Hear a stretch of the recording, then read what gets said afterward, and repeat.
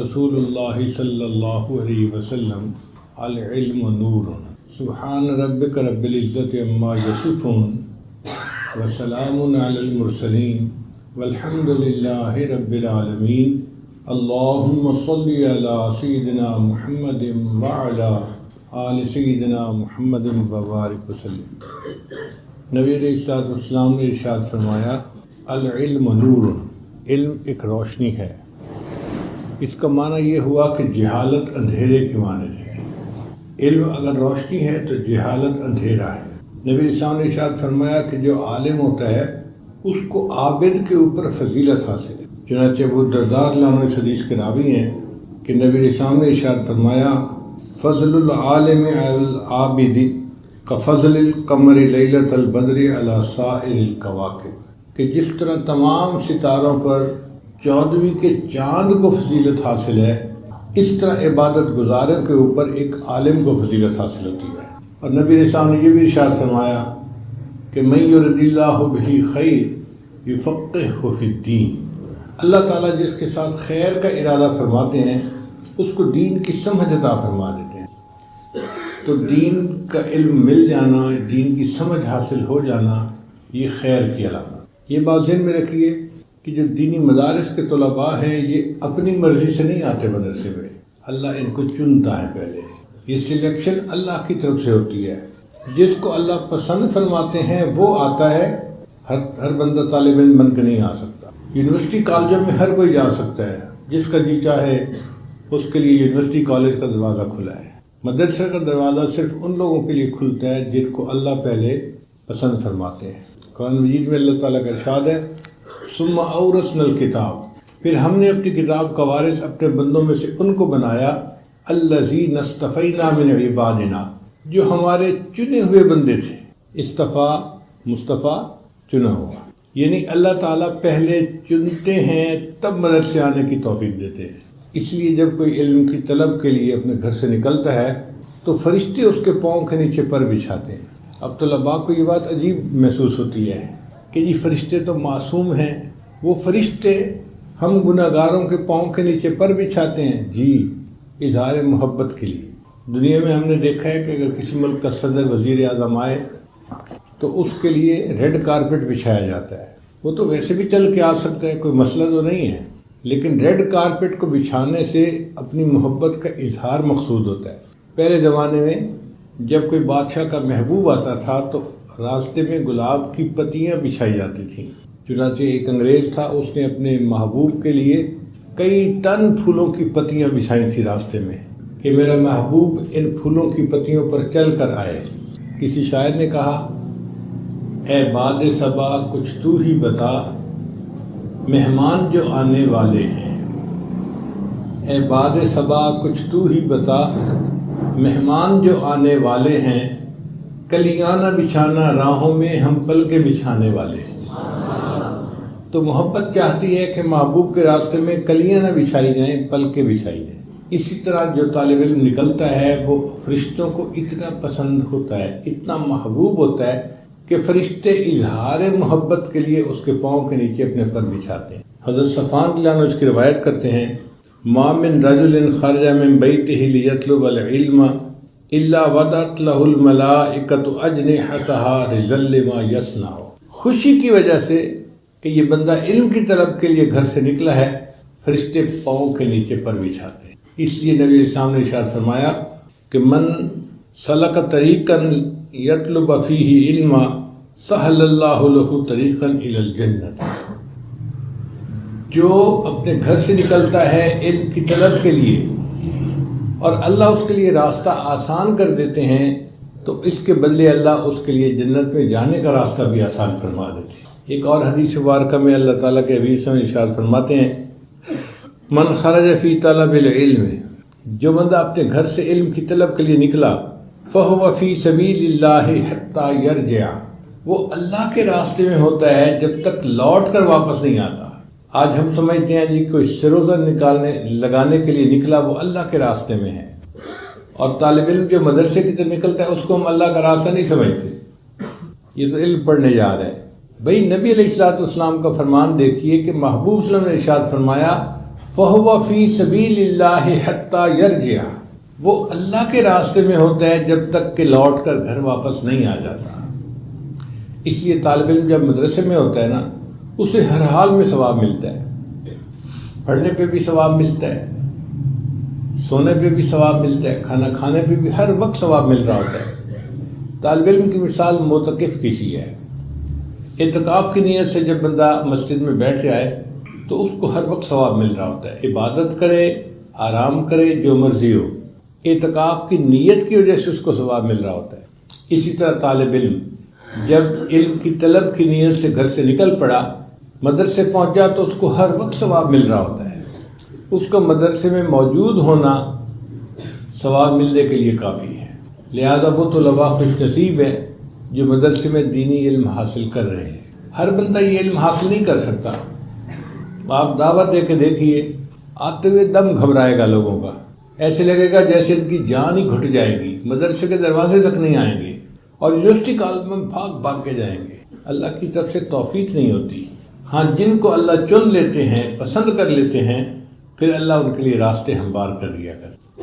چنانچہ نبی علیہ السلام نے جب مدینہ طیبہ ہجرت فرمائی تو آپ صلی اللہ علیہ وسلم نے مسجد نبوی میں دین اسلام کا سب سے پہلا مدرسہ بنایا۔ وہ کوئی عمارت نہیں تھی، چھوٹی سی ایک جگہ تھی جو تقریباً 1 فٹ یا کچھ اور اونچی تھی۔ اونچی جگہ کو چبوترا کہتے ہیں۔ تو وہ ایک چبوترا سا بھرا ہوا تھا۔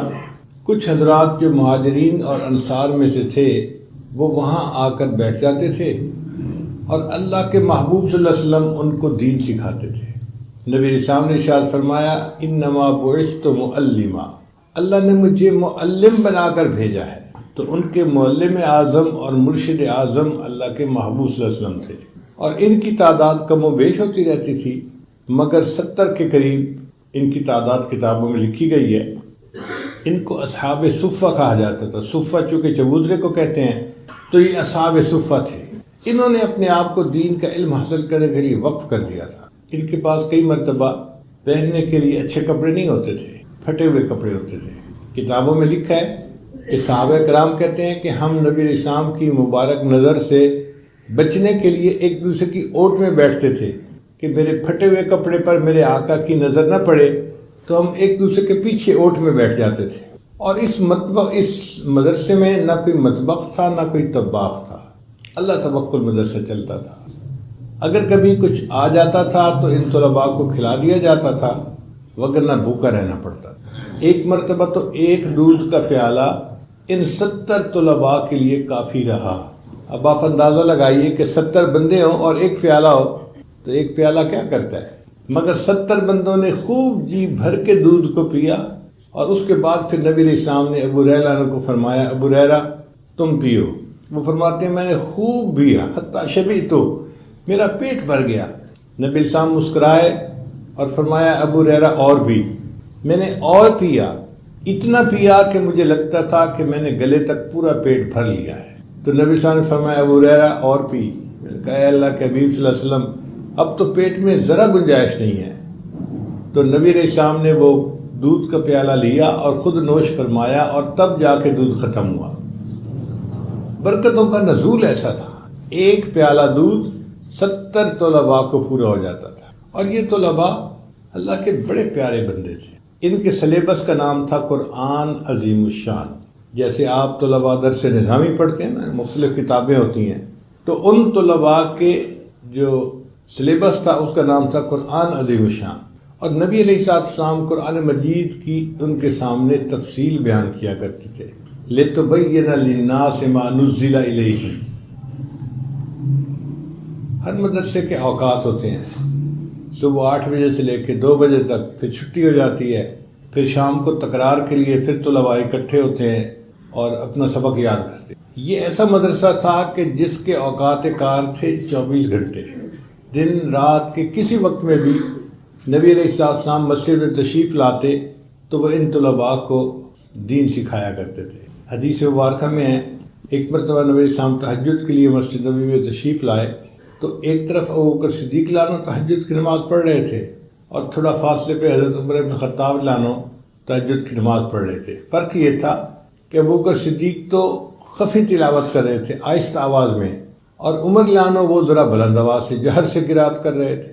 جب دونوں نے نماز پڑھ لی تو حاضر خدمت ہوئے، تو نبی علیہ السلام نے پوچھا کہ ابو بکر تم اتنا آہستہ کیوں پڑھ رہے تھے؟ تو ابو بکر صدیق نے جواب دیا، اے اللہ کے نبی صلی اللہ علیہ وسلم، میں اس ذات کو سنا رہا تھا جو سینوں کے بھید جانتی ہے، مجھے اونچا پڑھنے کی کیا ضرورت تھی؟ پھر نبی علیہ السلام نے فرمایا، عمر تم اتنی بلند آواز سے کیوں پڑھ رہے تھے؟ عرض کیا، اے اللہ کے نبی صلی اللہ علیہ وسلم، میں سوتوں کو جگا رہا تھا اور شیطان کو بھگا رہا تھا۔ تو نبی علیہ السلام نے دونوں کو سمجھایا، ابو بکر آپ تھوڑا سا جہر کر لیا کریں اور عمر آپ ذرا اپنی آواز کم کر لیا کریں۔ تو رات کے وقت بھی ان کو دین سکھایا جاتا تھا، اور یہ طلباء اللہ کو ایسے پیارے تھے کہ اللہ کی طرف سے نبی علیہ السلام کو ہدایات ملتی تھی کہ وَاصْبِرْ نَفْسَكَ مَعَ الَّذِينَ يَدْعُونَ رَبَّهُمْ بِالْغَدَاةِ وَالْعَشِيِّ يُرِيدُونَ وَجْهَهُ، اے محبوب اپنے آپ کو صبر دیجیے، اپنے آپ کو بٹھائیے ان لوگوں کے ساتھ جو اللہ کو یاد کرتے ہیں صبح و شام۔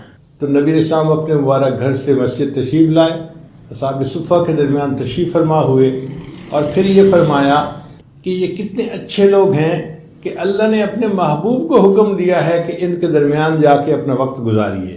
پھر ان میں ایک طالب علم تھے، ان کا نام تھا ابن کعب رضی اللہ تعالیٰ عنہ۔ وہ قرآن مجید بہت خوبصورت پڑھتے تھے، بہت اچھی آواز سے پڑھتے تھے۔ ایک دفعہ نبی علیہ السلام نے انہیں حکم دیا، ابن کعب مجھے سورہ بینہ سناؤ۔ عرض کیا، اے اللہ کے حبیب صلی اللہ علیہ وسلم، قرآن مجید تو آپ کے اوپر اترا، میں آپ کے سامنے پڑھوں؟ تو نبی علیہ السلام نے فرمایا کہ ہاں مجھے سناؤ۔ وہ سمجھ گئے کہ اوپر سے لگتا ہے حکم آیا ہے۔ انہوں نے سیدھا سوال پوچھا، اے اللہ کے حبیب صلی اللہ علیہ وسلم، اللہ سمانی، کیا اللہ نے میرا نام لے کر حکم دیا ہے؟ تو نبی علیہ السلام نے جواب دیا، نعم اللہ سماک، ابن کعب اللہ نے تیرا نام لے کر کہا ہے۔ ابن کعب سے کہو سورہ بینہ سنائے، محبوب آپ بھی سنیں گے، میں رب رحمان بھی سنوں گا۔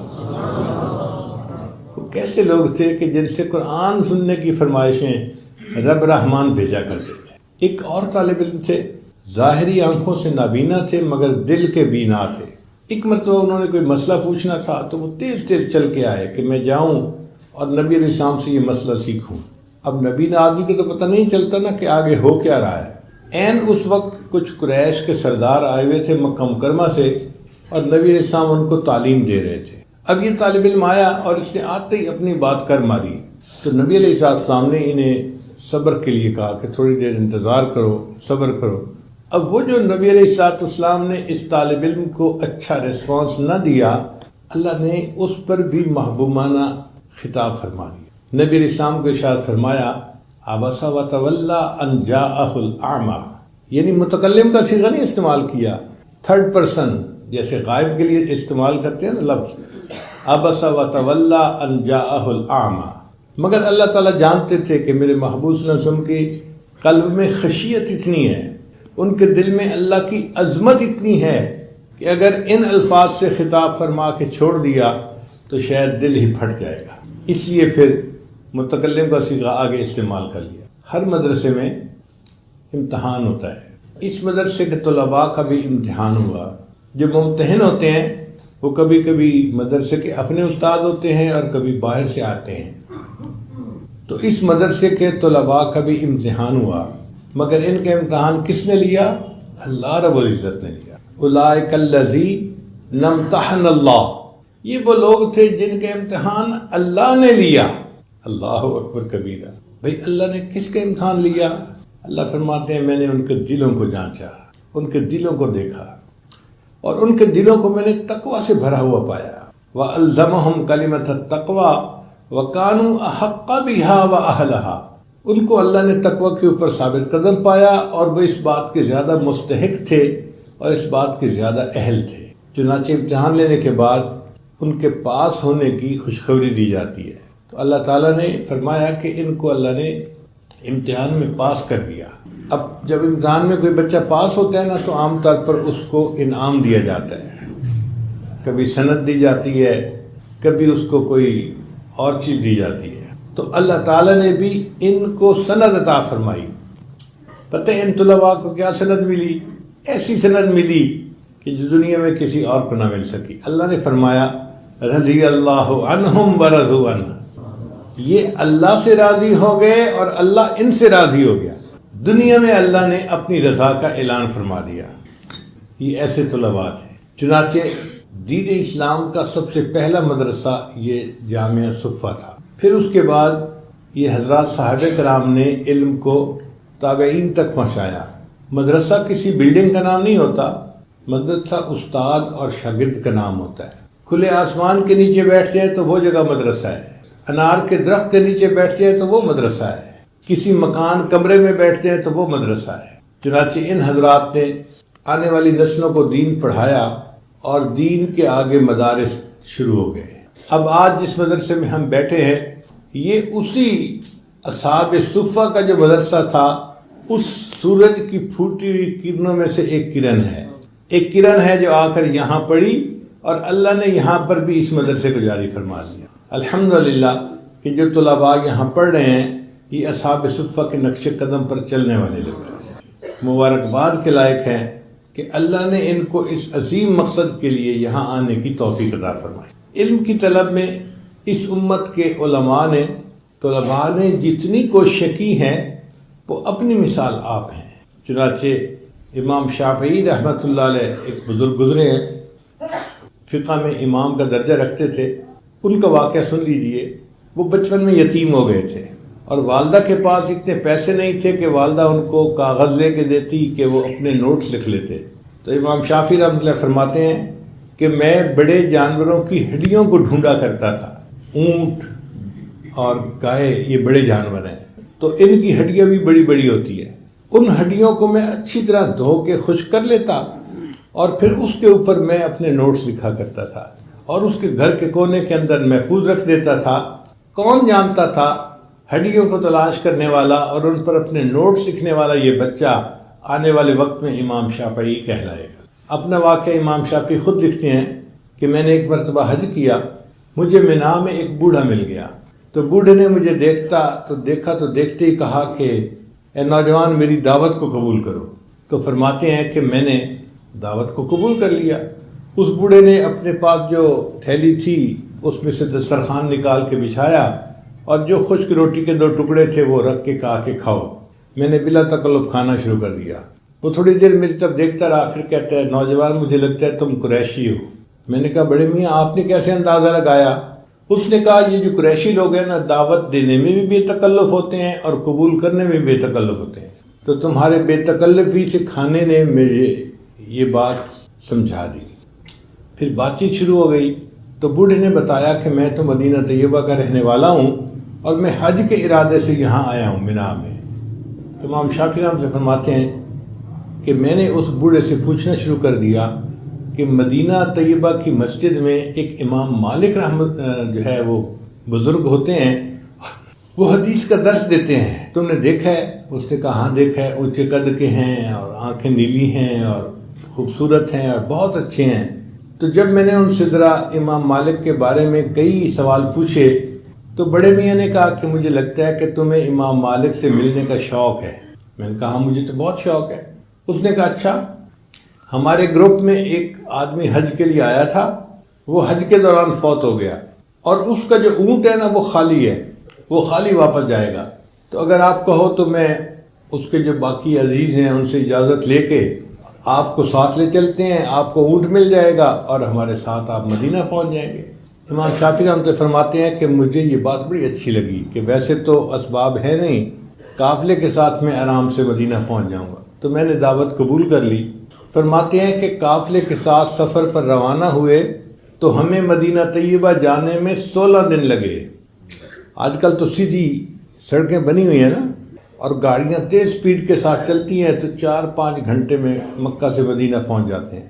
اس زمانے میں جب جانوروں پہ سفر کرنا ہوتا تھا تو سڑکیں نہیں ہوتی تھیں، پہاڑ آتا تھا، ایک طرف سے چڑھتے تھے دوسری طرف سے اترتے تھے، سفر طے نہیں ہوتا تھا مگر مشقت بہت ہوتی تھی۔ تو فرماتے ہیں کہ مجھے مکہ مکرمہ سے مدینہ طیبہ جانے میں 16 دن لگے اور 16 دن میں نے 16 مرتبہ قرآن مجید کو مکمل پڑھ لیا۔ یہ طلباء تھے۔ سفر کی مشقتوں کے ساتھ ساتھ ہر روز ایک قرآن مجید پورا مکمل تلاوت فرمایا کرتے. فرماتے ہیں کہ جب ہم مسجد نبی میں پہنچے تو جماعت ہو رہی تھی تو میں نے جماعت کے ساتھ شرکت کر لی.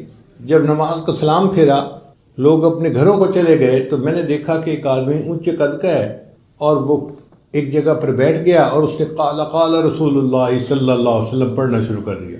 لوگ اس کے گرد مجمع بنا کر بیٹھ گئے. میں نے اپنے دل میں سمجھ لیا کہ یہ امام مالک ہوں گے، چنانچہ میں بھی ان طلباء کے ساتھ آ کر بیٹھ گیا. ان دنوں امام مالک رحمۃ اللہ احادیث کی املا کرواتے تھے. املا کہتے ہیں کہ استاد حدیث پڑھتا ہے، سناتا ہے اور شاگرد اس کو سن کے لکھ لیتے ہیں. تو سب طلباء حدیث لکھ رہے تھے. امام شافعی رحمۃ اللہ فرماتے ہیں کہ دل میں میرے حسرت پیدا ہوئی، کاش میرے پاس کاغذ قلم ہوتا تو میں بھی حدیث مبارکہ کی املا کرنے کی سعادت حاصل کر لیتا، لیکن میرے پاس تو کچھ بھی نہیں تھا. میں بیٹھ کے حدیث کو سنتا رہا. اچانک میں نے دیکھا کہ میرے سامنے صف کے اوپر ایک تنکا پڑا ہوا تھا. میں نے اس تنکے کو اٹھا لیا اور اپنے تصور میں نے یہ سوچا کہ یہ میری قلم ہے، اور اپنے ہاتھ کو میں نے یوں بنایا کہ جیسے یہ کتاب کا صفحہ ہوتا ہے، اور تنکے سے اس ہتھیلی پر لکھنا شروع کر دیا تاکہ مجھے طلباء کے ساتھ تشبہ حاصل ہو جائے. فرماتے ہیں کہ میں حدیث سنتا رہا اور اپنی ہتھیلی پہ لکھتا رہا. مجلس برخاست ہوئی، اگلی نماز کا وقت تھا، لوگ وضو کے لیے چلے گئے.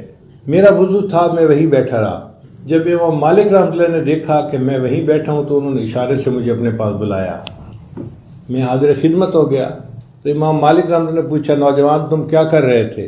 میں نے عرض کیا، حضرت آپ حدیث سنا رہے تھے اور میں بیٹھ کے ہتھیلی پہ لکھ رہا تھا.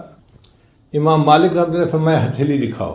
اور جب ہتھیلی دکھائی تو اس پر تو کچھ نہیں لکھا ہوا تھا. تو امام مالک رحمۃ اللہ نے فرمایا کہ یہ تو ٹھیک نہیں ہے، یہ تو حدیث کے ادب کے خلاف ہے، تم یہ کیا کر رہے تھے؟ میں نے عرض کیا، حضرت میں مسافر ہوں، میرے پاس کاغذ قلم نہیں تھا. طلباء کے ساتھ تشبیہ حاصل کرنے کے لیے میں اپنے تنکے سے ہتھیلی پر لکھ رہا تھا.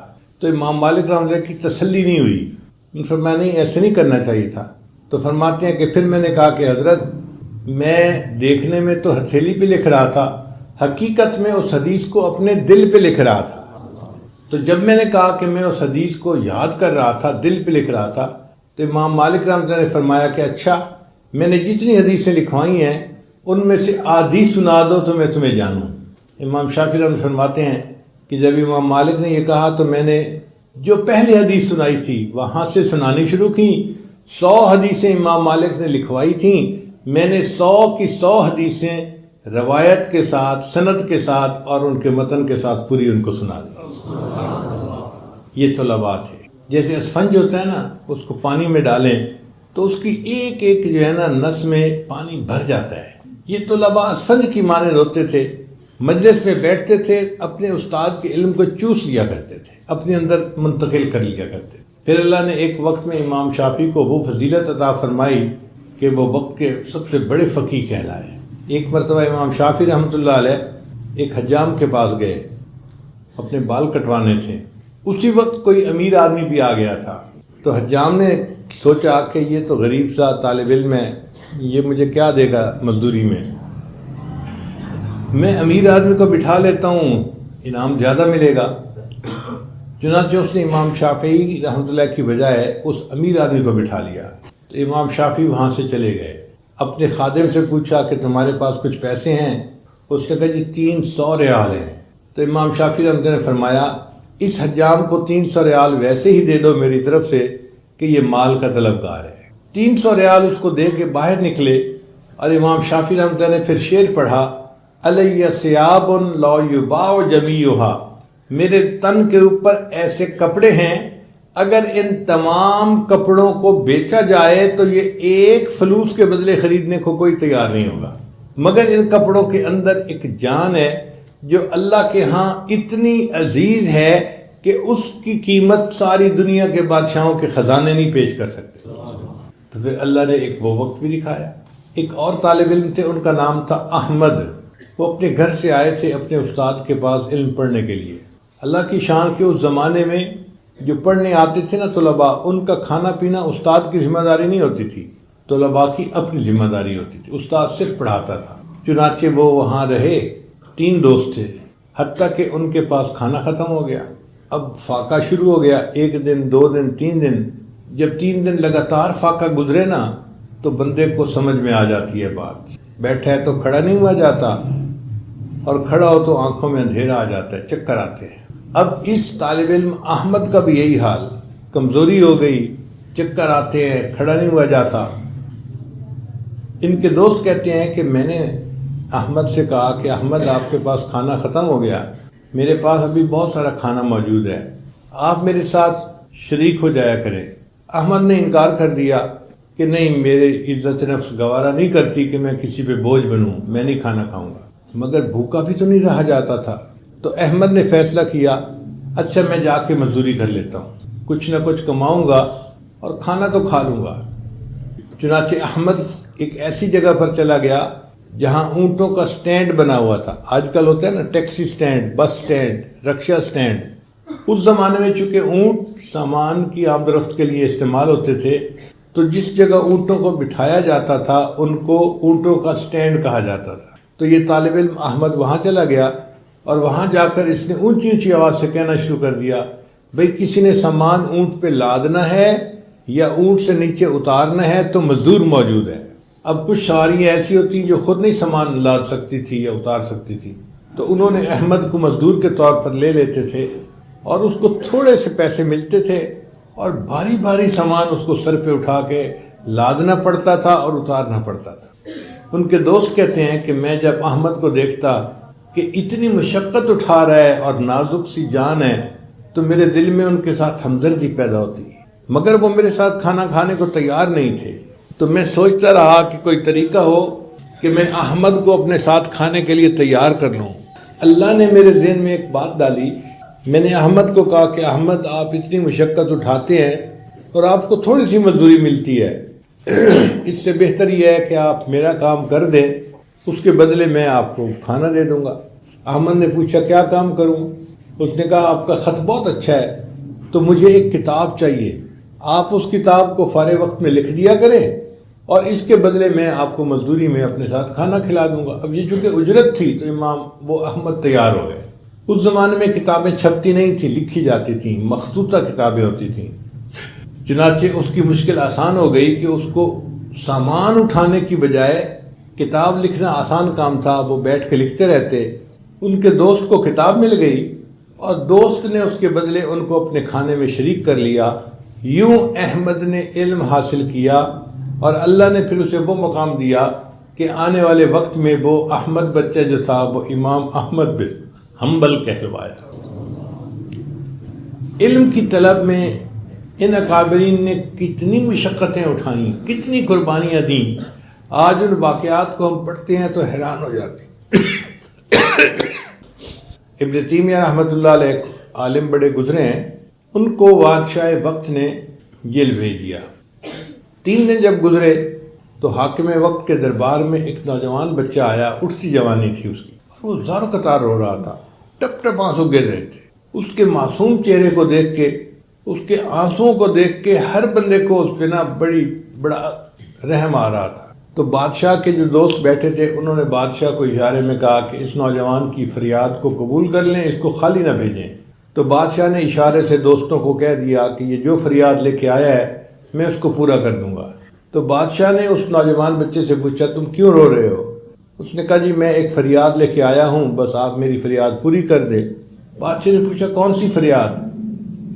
طالب نے کہا جی میری فریاد یہ ہے کہ پلیز آپ مجھے جیل بھیج دیں۔ اب بادشاہ حیران ہے کہ کوئی بندہ اس بات پہ بھی روتا ہے کہ جی مجھے جیل بھیج دیا جائے۔ تو بادشاہ نے پوچھا کہ تم کیوں جیل جانا چاہتے ہو؟ اس نے کہا جناب آپ نے میرے استاد کو جیل بھیج دیا، 3 دن سے وہ جیل میں ہیں اور میرا سبق قضا ہو رہا ہے۔ آج میں نے یہ سوچا کہ برائے مہربانی مجھے بھی جیل بھیج دیں، میں جیل کی مشقتیں تو برداشت کر لوں گا، اپنے استاد سے جیل میں سبق تو پڑھ لیا کروں گا۔ آپ بتائیے کہ علم کی طلب ایسی آپ نے کبھی دیکھی کہ میں جیل کی مشقتیں تو برداشت کر لوں گا مگر اپنے استاد سے وہاں سبق پڑھ لیا کروں گا؟ ایسی طلب ہوتی تھی۔ اچھا ان طلباء میں کچھ طلباء ایسے تھے جو بڑے امیر زادے تھے، امیر کے بیٹے، نواب کے بیٹے، یعنی ان کو آپ نواب زادے کہہ سکتے ہیں، بڑے نواب زادے تھے۔ چنانچہ امام اعظم حنیفہ رحمۃ اللہ کے پاس ایک امیر آدمی اپنے بیٹے کو لے کے آیا اور کہا کہ میں چاہتا ہوں کہ یہ دین پڑھے۔ امام صاحب نے اس سے ایک دو باتیں پوچھی تو محسوس کر لیا کہ یہ بڑا ذہین ہے، اس بچے کا آئی کیو لیول بہت اچھا ہے، تو امام صاحب نے قبول کر لیا۔ چنانچہ اس بچے کا نام تھا محمد۔ اس نے امام صاحب سے پڑھنا شروع کیا۔ ایک دو دن کے بعد امام صاحب کو اندازہ ہو گیا کہ یہ بچہ قرآن پاک کا حافظ نہیں ہے، تو امام ابو حنیفہ رحمۃ اللہ نے کہا کہ محمد تمہیں پتہ ہے میرا شاگرد بننے کے لیے حافظ قرآن ہونا ضروری ہے، یہ پری کوالیفیکیشن ہے، اور تم تو حافظ نہیں ہو تو میرے پاس پڑھنے کیسے آ گئے؟ جاؤ اور پہلے حفظ کرو پھر آنا۔ وہ بچہ محمد اٹھا اور قرآن پاک کو حفظ کرنے کی نیت سے چلا گیا۔ امام صاحب سمجھے اب اس کو کچھ وقت لگے گا، حفظ سے فارغ ہو کے پھر میرے پاس آئے گا۔ ایگزیکٹ ایک ہفتے کے بعد وہ پھر مسجد میں حضرت کے پاس آ گیا، تو امام صاحب سمجھے کہ یہ اپنے استاد کو سلام کرنے کے لیے آ گیا ہے، اداس ہو گیا ہوگا، ملنے آیا ہے۔ تو امام صاحب نے پوچھا محمد کیسے آنا ہوا؟ وہ محمد آگے جواب دیتا ہے حضرت آپ نے فرمایا تھا قرآن پاک حفظ کر کے آؤ، میں ایک ہفتے میں پورا قرآن مجید حفظ کر کے واپس آ گیا ہوں۔ یہ وہ بچہ تھا جو آنے والے وقت میں امام محمد کہلائے، امام شافعی کے استاد بنے۔ امام شافعی ان کی بڑی تعریفیں کرتے تھے، بدن کے ذرا فربا تھے، موٹے تھے، تو امام شافعی رحمۃ اللہ اپنے استاد کی تعریف یوں بیان کرتے تھے، فرماتے تھے کہ میرے استاد کے اندر 3 خوبیاں تھیں۔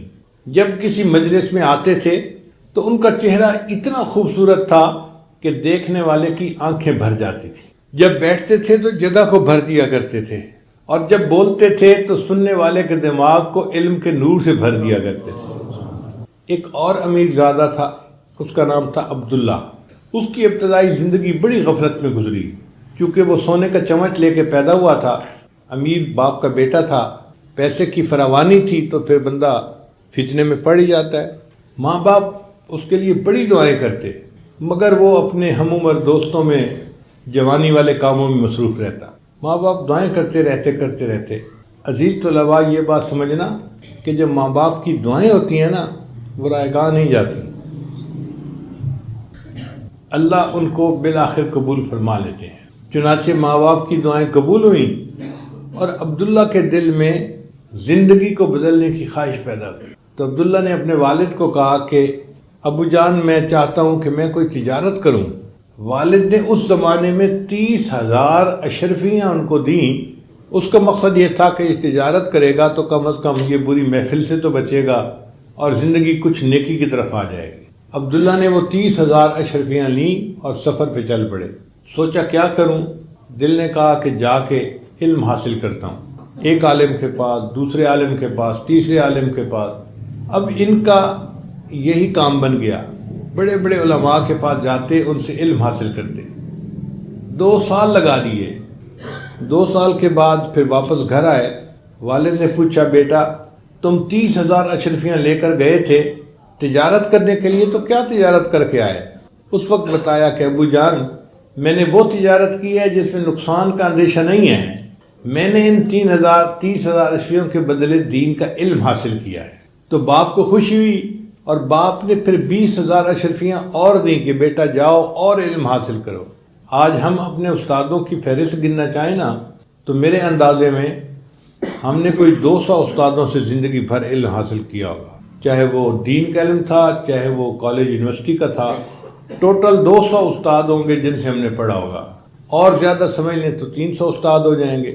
اور یہ ایسے تھے بزرگ عبداللہ کہ وہ فرماتے ہیں کہ میں نے 4,000 محدثین سے علم حاصل کیا، 4,000 اساتذہ سے علم حاصل کیا، اور پھر یہ آ کر امام اعظم ابو حنیفہ رحمۃ اللہ کے شاگرد بنے۔ خوب رنگ چڑھا ان کے اوپر، ایسا رنگ چڑھا کہ اسماء و رجال کی کتب میں جتنے تعریفی الفاظ ان کے بارے میں کہے گئے ہیں، ہمارے استاد فرمایا کرتے تھے کہ اتنے الفاظ تو امام بخاری کے لیے بھی استعمال نہیں کیے گئے۔ ان کو امیر المؤمنین فی الحدیث کہا جاتا تھا۔ ان کے ایک درس میں 40,000 سے زیادہ طلباء ہوتے تھے۔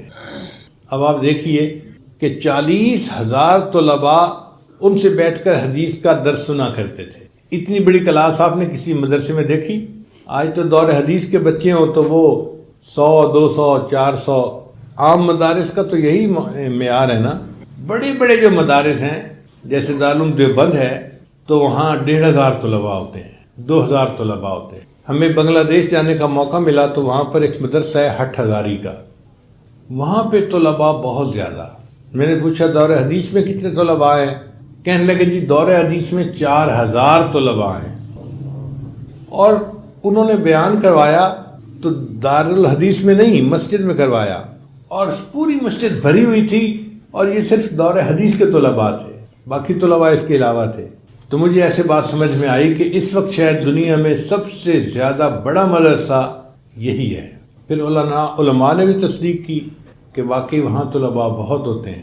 تو آج کی دنیا میں جو علمی دنیا ہے اور لوگ دور دور سے آتے ہیں مدرسوں میں علم پڑھنے کے لیے، طلباء کی تعداد 4000، اور امام عبداللہ ابن مبارک رحمۃ اللہ کے پاس 40,000 طلباء ہوتے تھے۔ ان کے ایک دوست تھے، ان کا نام تھا اسماعیل رحمۃ اللہ علیہ۔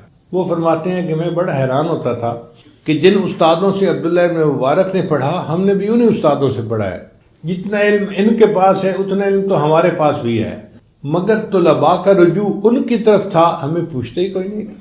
تو وہ کہتے ہیں کہ میں بڑا اس پہ سوچتا رہا آخر فرق کیا ہے۔ تو پھر مجھے بعد میں بات سمجھ میں آئی کہ عبداللہ ابن مبارک کے دل میں جو خشیت الہی تھی وہ بہت زیادہ تھی بجائے جو ہمارے دلوں میں تھی۔ وہ فرماتے ہیں کہ میں نے 2 سال عبداللہ ابن مبارک کی زندگی کو بہت قریب سے دیکھا، اور میں اس نتیجے پر پہنچا کہ عبداللہ ابن مبارک اور صحابہ کرام میں صرف ایک فرق تھا، صحابہ کی زندگیوں میں اور عبداللہ ابن مبارک کی زندگی میں صرف ایک فرق تھا کہ صحابہ کرام کو تو نبی علیہ السلام کی زیارت کی سعادت نصیب تھی، عبداللہ ابن مبارک کو وہ سعادت نصیب نہیں تھی۔ اس کے علاوہ عبداللہ ابن مبارک اور صحابہ کی زندگیوں میں مجھے کوئی فرق نظر نہیں آیا۔ ایسی زندگی جن کی ہو کہ ان کی زندگی کو دیکھ کے صحابہ کی زندگی کا گمان گزرے، وہ کیسے اچھے انسان ہوں۔ اور یہ امام اعظم حنیفہ رحمۃ اللہ کی جو مجلس شورا تھی 40 بندوں کی، ان میں سے ایک تھے، نواب کے بیٹے تھے۔ اللہ نے علم کی طلب دل میں ڈال دی اور پھر انہوں نے مجاہدے اٹھائے۔ حضرت شیخ الحدیث رحمۃ اللہ علیہ نے اپنی کتاب میں ایک واقعہ لکھا ہے کہ ہارون رشید کا ایک بیٹا تھا، شہزادہ تھا، مگر اس کے دل میں اللہ کو پانے کی لو لگ گئی تھی، تو وہ محل کے اندر بھی بہت سادگی کی زندگی گزارتا تھا۔ بادشاہ کے دوست سمجھتے تھے کہ یہ مینٹل کیس ہے کوئی، تو وہ بادشاہ کو کہتے کہ آپ اس کا کیوں نہیں علاج کرواتے، کیوں نہیں اس کو سمجھاتے۔ تو ایک دن ہارون رشید نے اس کو کہا کہ بیٹا تمہاری وجہ سے مجھے دوستوں کی باتیں سننی پڑتی ہے، ذلیل ہونا پڑتا ہے۔ اس نے کہا ابا جان اگر میری وجہ سے آپ کو ذلیل ہونا پڑتا ہے نا تو میں پھر آج یہاں سے چلا جاتا ہوں، میں علم حاصل کرتا ہوں۔ یہ شہزادہ وہاں سے ایک بستی میں گیا جہاں علماء تھے، اور وہاں جا کر ایک مسجد میں اپنی رہائش رکھ لی اعتکاف کی نیت سے۔ ہفتے میں یہ 6 دن کلاسیں لیتا تھا، اور جب ایک دن مدرسے میں چھٹی ہوتی تھی تو ان دنوں میں یہ مزدوری کرتا تھا، اور مزدوری میں جو کچھ کماتا تھا 24 گھنٹے میں ایک وقت اس کو 1 روٹی ملتی تھی۔ آپ سوچئے کہ بادشاہ کا بیٹا ہو، محل کی زندگی کو چھوڑ کر وہ مزدور کی زندگی اختیار کر رہا ہے، اور 24 گھنٹے میں صرف 1 مرتبہ کھانا کھاتا ہے، وہ بھی 1 روٹی۔ تفصیلی واقعہ تو بہت لمبا ہے۔ ایک آدمی نے اس سے اپنا مکان بنوایا، وہ کہتا ہے کہ میں مزدور لینے گیا تو میں نے دیکھا کہ ایک آدمی بیٹھا ہے اور قرآن پڑھ رہا ہے، مگر جگہ وہ مزدوروں کی تھی۔ تو میں نے اس سے پوچھا کہ کیا تم مزدور ہو؟ اس نے کہا ہاں، لقد خلقنا الانسان فی کبد، تحقیق ہم نے انسان کو مشقت کے لیے پیدا کیا، ہم سب مزدور ہیں۔ تو میں نے کہا مزدوری کرو گے؟ اس نے کہا بالکل کروں گا، اس لیے تو بیٹھا ہوں یہاں۔ میں نے کہا آؤ میرے ساتھ۔ کہنے لگا میری 2 شرطیں ہیں، ایک تو مزدوری کے دوران نماز کا جب وقت آئے گا میں تسلی کی نماز پڑھوں گا، آپ نے مجھے اعتراض نہیں کرنا کہ زیادہ وقت کیوں لگا رہے ہو۔ میں نے کہا مجھے منظور ہے۔ دوسری بات اس نے کہی کہ میں ایک دن مزدوری کروں گا تو آپ سے اتنے درہم لوں گا، نہ اس سے زیادہ لوں گا نہ اس سے کم لوں گا۔ میں نے کہا یہ بات کیوں کہہ رہے ہو؟ کہنے لگے کہ کم لینے میں یہ مسئلہ ہے کہ میں جو درہم لوں گا اس سے میں 6 روٹیاں خریدوں گا اور روزانہ 1 روٹی کھایا کروں گا، اور میرے 6 دن آنے والے گزر جائیں گے، پھر مزدوری کا دن آئے گا، پھر مزدوری کر کے اتنے ہی پیسے لوں گا اور 1 ہفتہ اور گزار دوں گا۔ میں نے کہا کہ زیادہ کیوں نہیں لوگے؟ کہنے لگا مجھے جمع کر کے رکھنے کی کیا ضرورت ہے۔ میں اس کو لے آیا۔ اب اس نے جب مکان بنایا، دیوار بنائی، تو جو عام مزدور بناتے تھے نا اس سے دگنی مقدار میں تعداد یعنی دیوار بنا دی۔ وہ کہتے ہیں میں بڑا حیران ہوا اور میں نے سوچا کہ میں باقی مکان بھی اسی سے بنواؤں گا۔ میں نے چھپ کے دیکھا تو وہ مزدور جو دیوار بنا رہا تھا نا اس کے وقت میں برکت تھی۔ وہ اینٹ اٹھاتا اور دیوار کے لیے رکھتا، تو ہمارے عام میسن جو ہوتے ہیں وہ تو اینٹ کو رکھتے ہیں، پھر اس کو سیدھا کرتے ہیں، پھر ٹھک ٹھک کر کے ٹکاتے ہیں، پھر دوسری اینٹ، ان کو ٹائم زیادہ لگتا ہے۔ یہ ایسا مزدور تھا کہ یہ اینٹ اٹھا کے رکھتا تھا اور اینٹ بالکل صحیح اپنی جگہ پہ ٹک جاتی تھی، اس لیے تیزی سے کام کرتا جاتا تھا۔ تو میں نے جب یہ برکت دیکھی تو میں نے فیصلہ کیا کہ میں نے پورا مکان اسی سے بنوانا ہے، پر مجھے پتا چلا کہ یہ تو ہفتے میں صرف ایک دن کام کرتا ہے، تو میں نے اپنا کام بند کروا دیا اور ایک ہفتہ انتظار کیا کہ اگلے ہفتے جب یہ بچہ پھر کام کے لیے آئے گا میں اسی سے مکان بنواؤں گا۔ جب کام کا دن آیا تو میں گیا جہاں سے اس نے ملنا تھا، تو ایک اور مزدور ملا۔ اس نے مجھے بتایا جی کہ وہ آج مزدور نہیں آیا۔ میں نے پوچھا وجہ کیا بنی؟ اس نے کہا کہ فلاں مسجد میں وہ رہتا ہے اور اس کو تیز بخار ہے اور وہ کام کرنے کے قابل نہیں ہے۔ میرے دل میں ایک محبت کا جذبہ پیدا ہو گیا تھا۔ میں نے کہا چلو میں جا کے اس کی توا پرسی کرتا ہوں۔ میں اس مسجد میں چلا گیا تو میں نے دیکھا کہ وہ نوجوان چٹائی کے اوپر لیٹا ہوا ہے اور سر کے نیچے اس نے ایک اینٹ رکھی ہوئی ہے، اس کا تکیہ بنایا ہوا ہے۔ وقت کا بادشاہ کا بیٹا ہو اور وہ چٹائی کے اوپر لیٹے اور سر کے نیچے اینٹ کو تکیے کے طور پہ استعمال کر۔ کہتے ہیں میں قریب ہوا تو اس کا جسم تو بہت گرم تھا۔ میں نے اس کے سر کو اپنی گود میں رکھ لیا اور میں نے اسے کہا کہ میں تمہیں اپنے گھر لے جاتا ہوں، تمہارا علاج کرواؤں گا حتیٰ کہ تم صحت مند ہو جاؤ گے۔ اس نے آگے سے جواب دیا کہ مجھے لگتا ہے کہ میرا آخری وقت قریب ہے، اگر تم مجھ سے کوئی ہمدردی کرنا چاہتے ہو تو جب میری روح نکل جائے تم میری 2 چیزیں ہارون رشید کے جا کے حوالے کر دینا، وقت کے بادشاہ کے۔ وہ کیا چیزیں تھیں؟ ایک انگوٹھی تھی اور ایک قرآن مجید تھا۔ جب اس کی وفات ہوئی تو میں نے اس کو نہلایا، کفنایا، نماز جنازہ پڑھا کے دفن کر دیا۔ اب میں قرآن مجید اور انگوٹھی لے کے چلا کہ میں بادشاہ کو پیش کرتا ہوں۔ اس طرح مجھے تھوڑا تھوڑا خیال تو آیا کہ سنا ہے کہ بادشاہ کا ایک بیٹا دیوانہ ہے، مینٹل کیس ہے، کہیں یہ وہی بچہ تو نہیں ہے۔ لیکن خیر میں شہر پہنچا تو ہارون رشید نے کہیں جانا تھا اور پولیس راستہ بنوا رہی تھی۔ میں انتظار میں کھڑا ہو گیا۔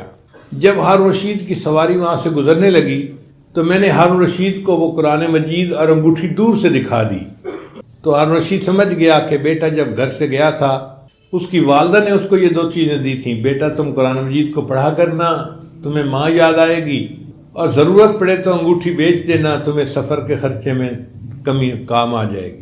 تو ہارون رشید نے پولیس کو اشارہ کیا کہ اس بندے کو میرے ساتھ لے آؤ محل میں۔ وہ بندہ کہتا ہے جب میں محل میں گیا تو مجھے پولیس انچارج نے کہا کہ دیکھو بادشاہ بہت غمزدہ نظر آتا ہے، تو پلیز آپ نے جہاں 4 باتیں کرنی ہے نا تو اس کی جگہ 3 کرنا، اور اگر 3 کرنی ہے تو اس کی جگہ 2 باتیں کرنا، اور اگر آپ نے 2 باتیں کرنی ہے تو ایک ہی بات کر دینا، بات کو سمیٹ کے آ جانا، بادشاہ کے غم کو زیادہ نہ بڑھانا۔ میں نے کہا بہت اچھا۔ پھر اس کے بعد مجھے ہارون رشید کے پاس جو ہے نا وہ پہنچا دیا گیا۔ تو ہارون رشید مجھے کہنے لگا کہ اے اجنبی، مجھے لگتا ہے تو میرے لیے کوئی غم کی خبر لایا ہے۔ تو میں نے کہا کہ ایک نوجوان تھا جس نے میرے گھر میں مزدوری کی تھی اور اس نے یہ امانت مجھے دی کہ جا کے ہارون رشید کو بتا دینا۔ تو ہارون رشید نے کہا اچھا تم نے شہزادے سے اپنے گھر میں مزدوری کروائی؟ میں نے کہا بادشاہ سلامت مجھے بالکل اندازہ نہیں تھا کہ یہ شہزادہ ہے، میں کیوں اس سے مزدوری کرواتا؟ تو ہارون رشید نے رونا شروع کر دیا اور کہا کہ اے بیٹے تو اپنے باپ سے زیادہ عقل مند نکلا، میں تو دنیا کے کاموں میں الجھا ہوا ہوں اور تو نے اپنی آخرت کی تیاری کی اور اپنے رب کے پاس پہنچ گیا۔